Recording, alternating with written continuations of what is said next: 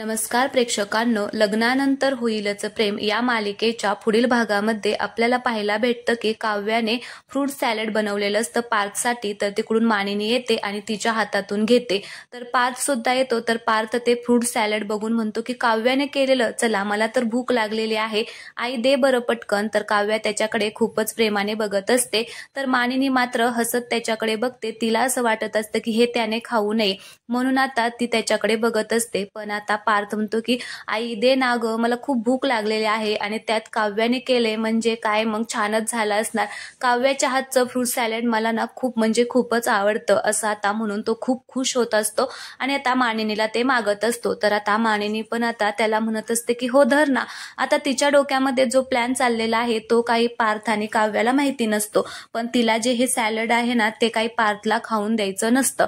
म्हणून ती काय करते, त्याला आता पुढे द्यायला जाते. आता तो पण हात असा पुढे करतो. तर आता मुद्दाम ती तिच्या हातातून आता ते सोडून देते. कारण ते जर सांडलं तर पार्थ खाणार नाही. कारण आता तिला कोणतीही काव्याने केलेली गोष्ट पार्थला नको आहे द्यायची, म्हणजे त्याच्यासाठी ती जवळ सुद्धा येऊन देत नाहीये. तर आता ती मुद्दाम खाली हातातून सोडून देते आणि जो काही तो बाउल असतो तो आता इकडे खाली फरशीवरती पडतो आणि सगळं फ्रूट सॅलड आता खाली सांडून जातं. आता असं खाली सांडल्यामुळे मात्र इकडे आता सगळ्यांनाच खूप मोठा धक्काच बसलेला आहे. पार्थला तर खूपच मोठा धक्का बसतो की असं कसं झालं, आणि त्याला थोडंसं डाऊट पण येतो मानिनीवरती की हे आईने मुद्दाम असं सोडून दिलेलं आहे म्हणून तो आश्चर्यानेच आता इकडे मानिनीकडे बघत असतो. मानिनी मात्र आता हे मुद्दाम झालेलं आहे असं आता त्याच्यासमोर दाखवते. काव्याला सुद्धा आता खूप मोठा धक्का बसलेला असतो की असं कसं काय काकू वागू शकतात, एवढं माझ्याशी वाईट वागू कशा काही शकतात.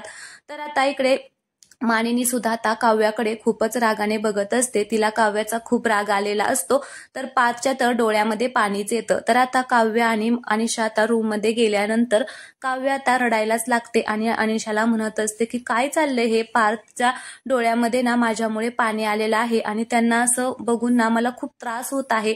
त्यांना असा त्रास झालेला मी सहन करू शकत नाहीये, मला खूप वाईट वाटत आहे. कधी मी आता त्यांना हे सत्य सांगेल असं आता मला झालेलं आहे. मला खूप काळजी वाटत आहे त्यांची. अगं मी त्यांच्याशिवाय असं नाही, त्यांच्या विना असं रूम मध्ये राहू शकत नाहीये एकतर. आणि आता तर त्या काकूंनी त्यांना मी बनवलेलं ते फ्रूट सॅलड सुद्धा खाऊन दिलेलं नाहीये. मला ना खूप वाईट वाटत आहे. आता असं म्हटल्याबरोबरच तिकडे काव्य आता रडत असते. तर अनिशा म्हणते की अगं कुठल्या अधिकाराने तू हे सगळं बोलत आहे, काय अधिकार आहे तुझा त्यांच्यावरती, तू तर त्यांना कोणच मानत नाही ना. आता अनिशा असं म्हटल्याबरोबरच काव्य म्हणते की कुठल्या अधिकाराने, म्हणजे नवरा आहे ते माझा, असं म्हणून आता ती तिथेच मध्येच थांबते. अनिशाला मात्र धक्काच बसलेला असतो की आता तिने आता मनोमन आता पार्थला तिचा नवरा म्हणजे मानलाय म्हणून. तर आता काव्याला सुद्धा आश्चर्य वाटतं की तिने आता पार्थला आपला नवरा कसं काय म्हणलं म्हणून. तर आता लवकरच या दोघांचं काही जे सत्य आहे ते समोर येणार आहे, आजीव आणि काव्याचं. आणि मग पार्थ आता काय करेल हे आपल्याला येणाऱ्या पुढील एपिसोडमध्ये नक्कीच पाहायला भेटणार आहे. थांबूया येथेच आपण. धन्यवाद.